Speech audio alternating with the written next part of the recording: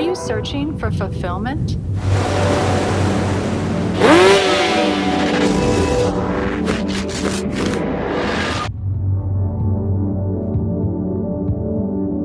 Discover true happiness. Stay tuned to Shalom World.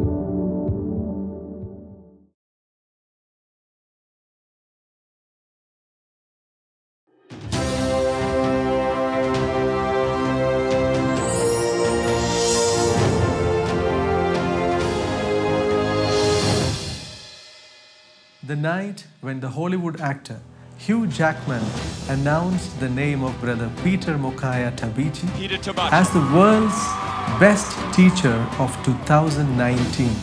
That night was so special for Africa. That was a historic moment for all the teachers and students here in Africa. It was out of 10,000 entries from 179 countries that Brother Peter has achieved it. He was also honored as the Person of the Year of 2019 by United Nations. Now we have with us Brother Peter Mokaya Tabichi.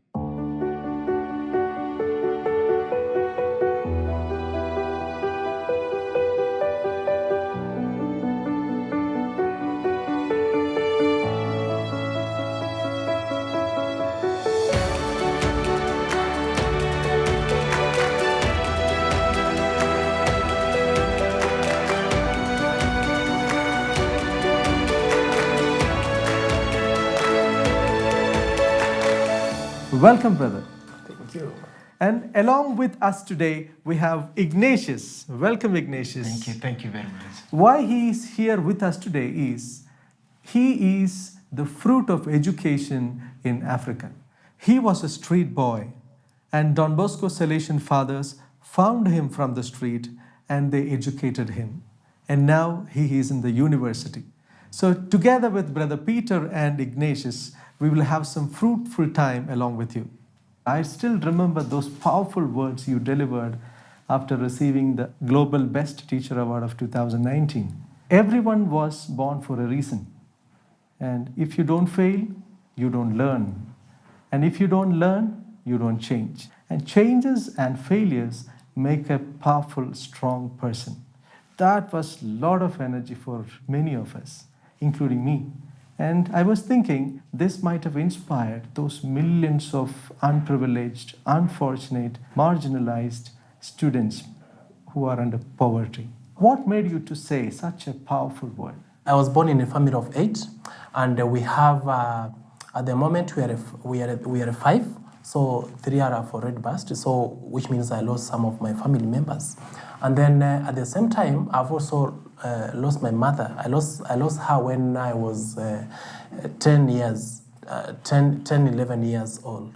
So it was not easy for me and for the other members of the family. You can imagine. Yes. So I found that one to be hard. You know, trying to cope, trying to really come in terms with that reality. It was not easy for me. It took time. You see, you know, the mother life. You know, I was so close to her, and then losing her, it was not easy.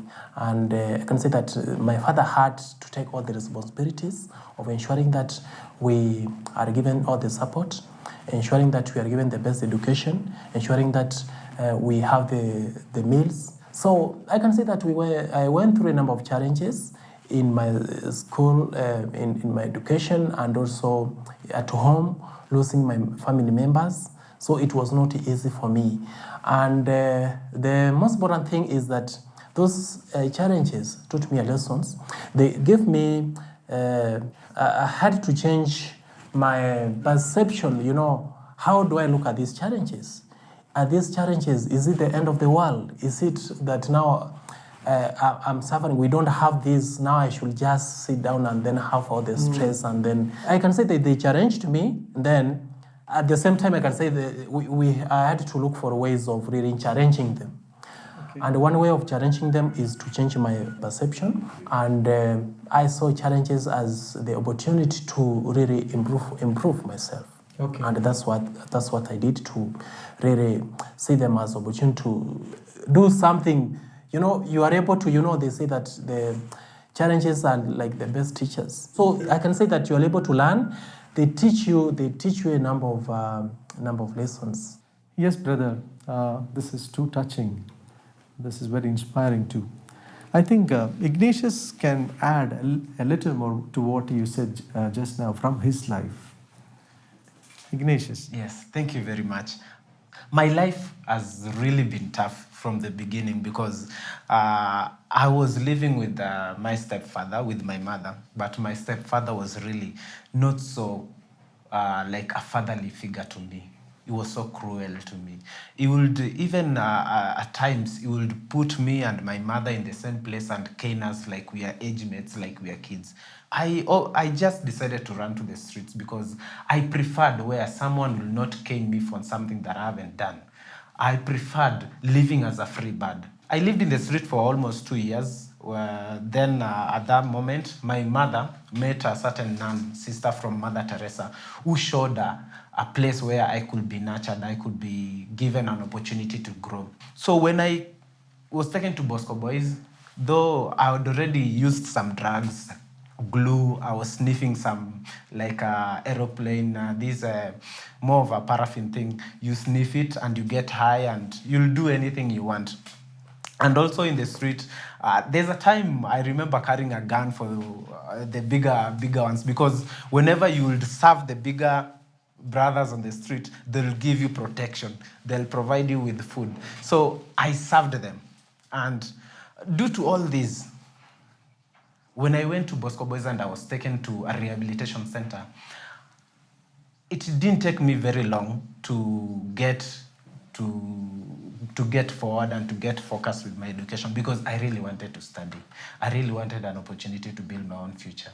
I really wanted an opportunity to correct that fall that I had made, that had occurred, not because of but because it had occurred. So I thanked God. So in Bosco Boys, because the center is for the street boys, you're taken to a rehabilitation for about a year, but I took 4 months in that place because I thank God I took it quickly, and then I started my education. In 2003, I was taken to Bosco Boys after the rehabilitation, and I started my schooling there. Before going to the street, I was in class 3. So when I came from the street going to school, instead of going to class 4, I was taken to class 1. And for me, I took it more of a stepping stone. I didn't take it negatively, like, I've lost 3 years, so I really need to go forward. But I took it as it's an opportunity for me to mend and to build a brighter future for me. Personally, from everything that has happened in my life, I'll really say it's because of God, and God has brought a lot of blessings to me through people of goodwill and through people of great sacrifice, like Brother Peter. You're a teacher, and because of teachers is why I'm here. When was it that you got inspired by this Franciscan spirituality? When I was young, my father was deep into, the Christian way of living through his words, through what he was doing and what he could buy.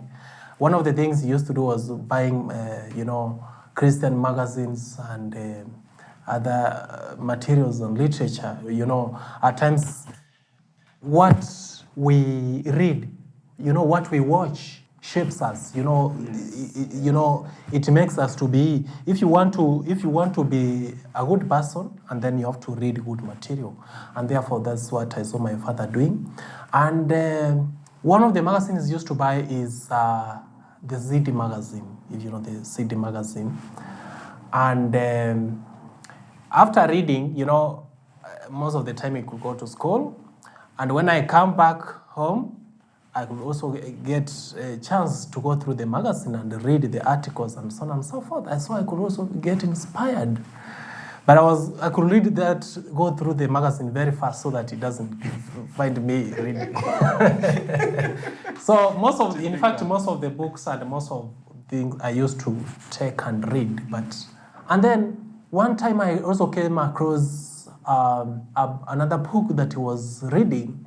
It was, I think the title was the 57 Saints, and one of the saints there was Saint Francis. And I went through those, and when I came across the story of St. Francis, it was so much touching. You went through the life of all the 57 saints? Yeah, I went through a few, not all of them, but I quite read a Quite number of about their lives, what they used to do.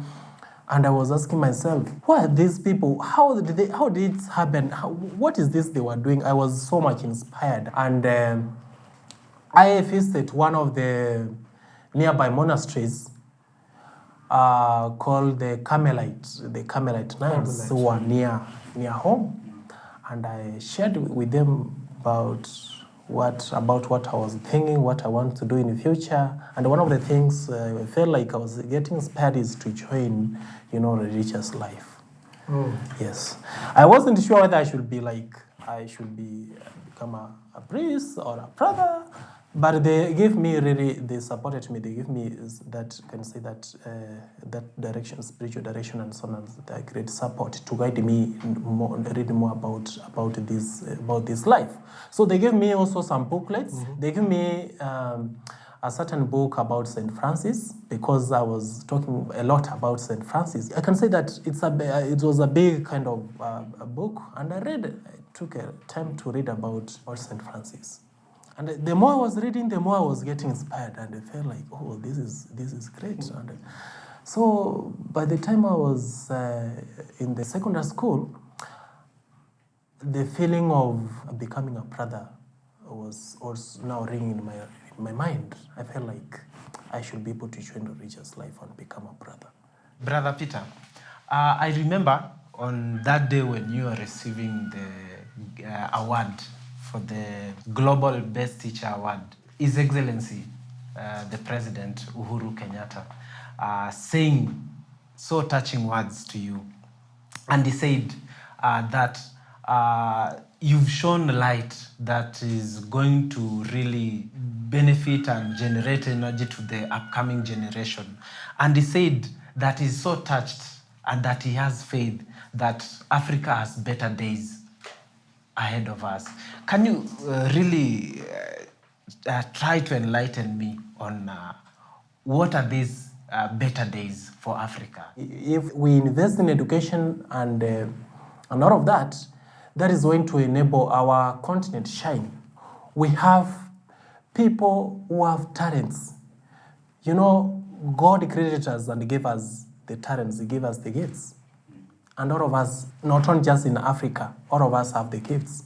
So I believe that if those people are, those talents are nurtured, if the young people are given all the support, they are really going to shine, and they are going to do a lot, they are going to achieve a lot. They'll turn out to be great philosophers, great theologians, great scientists, great doctors, great engineers.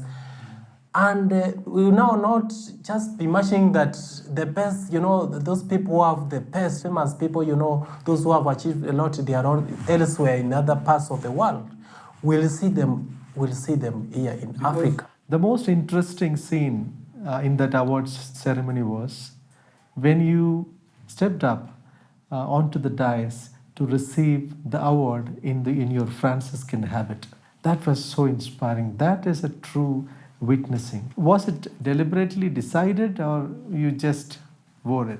I can say that it was deliberate. But I can say that at the beginning there was a little bit of challenge, because I wasn't sure of how people are going to receive it, but how they're going to interpret it. Because being religious, and I'd taken a final vows as a Franciscan brother, I say that now it's like I'm married, and I'm married in the church. I have to be proud of who I am.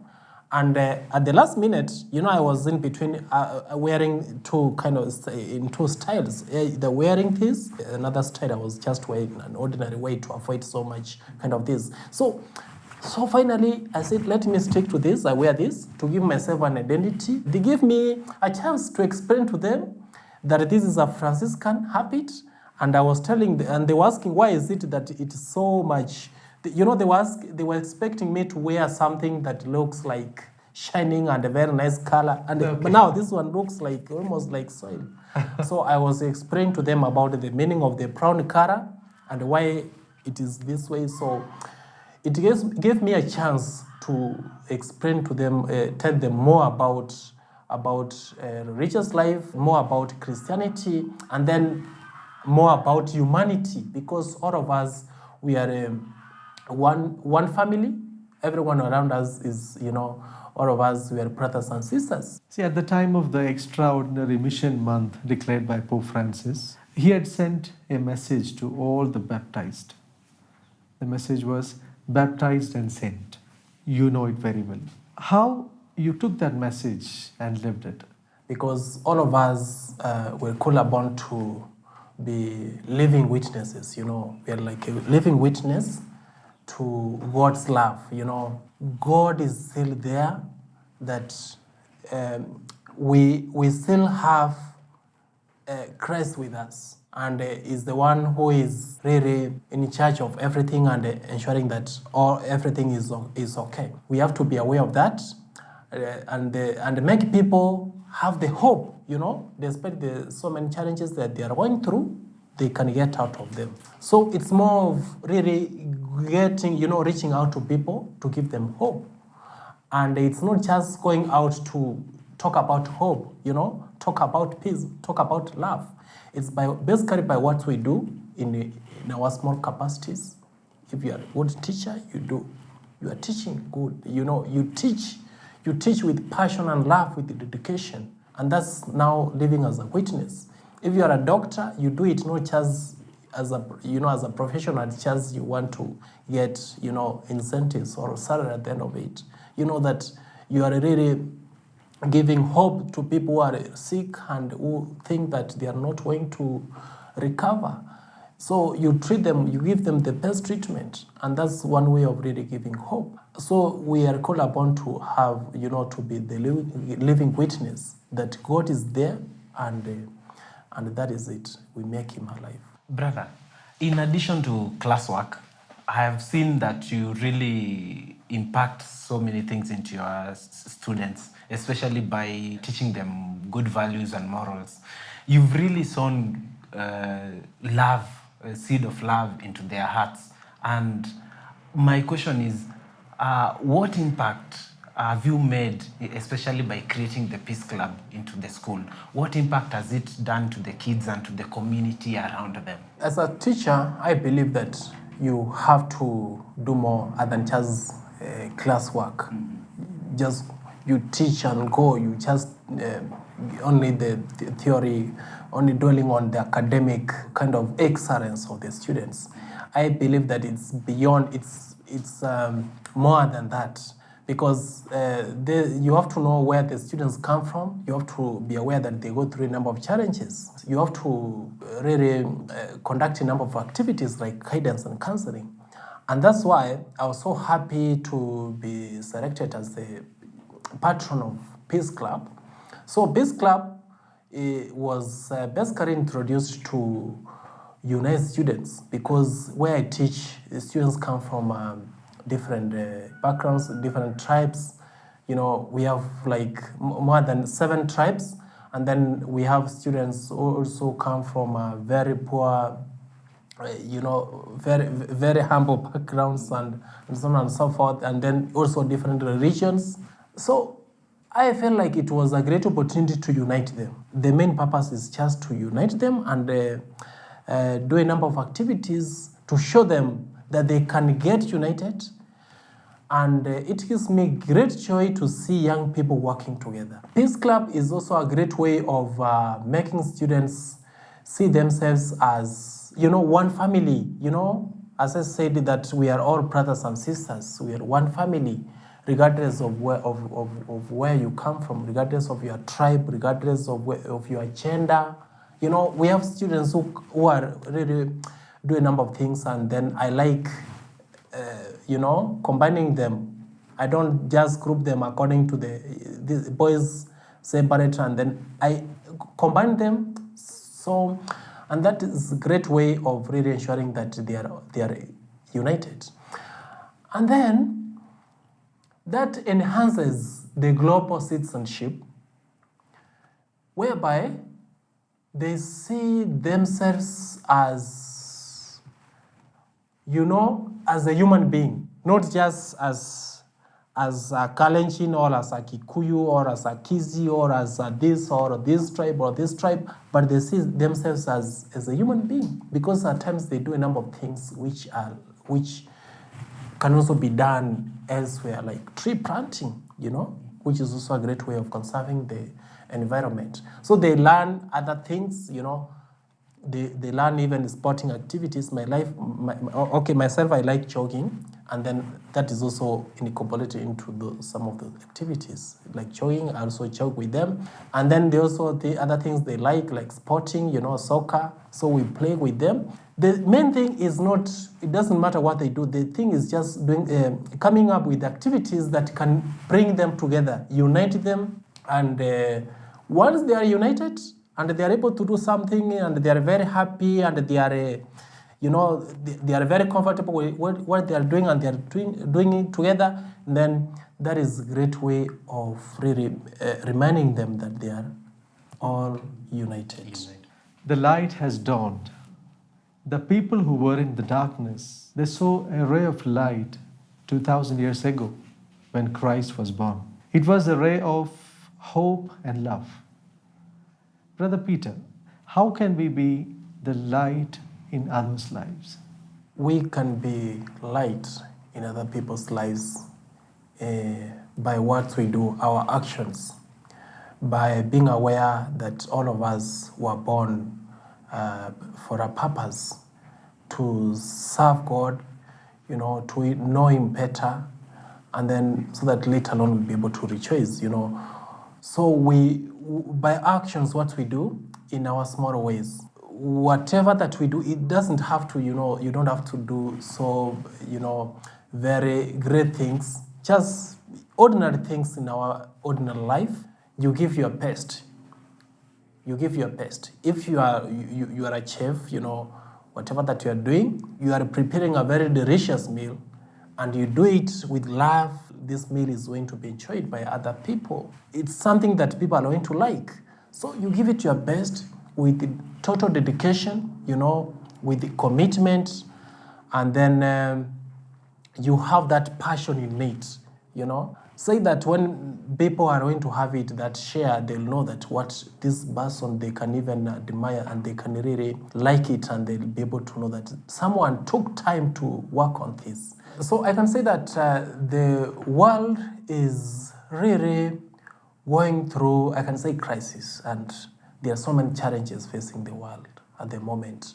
And we have like climate issues, you have climate change, and then we have the value system is going down, and then at times you question, you ask yourself, is this where the humankind is? What is the meaning of life? And then you see it's like the level of like depression and stress is going up, and this crisis, I can say that it is crisis in developing countries, in developed countries, everywhere in any part of the world. So, and there are many challenges. But I believe that behind every challenge, there is an opportunity. We still know that God is there, God is still living, and we need to have the hope. We want to, an extent whereby some people want to terminate their life. We should know that Christ is still there, is still living, and we rely on His love, turn back to Him, have faith in Him, and know that He's in control of our lives, He's in control of our every action that we do. So turn back to Him, be prayerful, remain strong. Really, you can say that stand what we believe. Be proud of who we are. If I'm a Catholic, be proud to be a Catholic. Be proud to be this. And the most important thing is to promote peace, promote peace and happiness. So it was a wonderful time that we spent with Brother Peter Mokaya Tabichi. His life itself is a big message to all of us. He has inspired us to lead a wonderful life, a blessed life. And on this Christmas day, we would like to wish all of you Merry Christmas.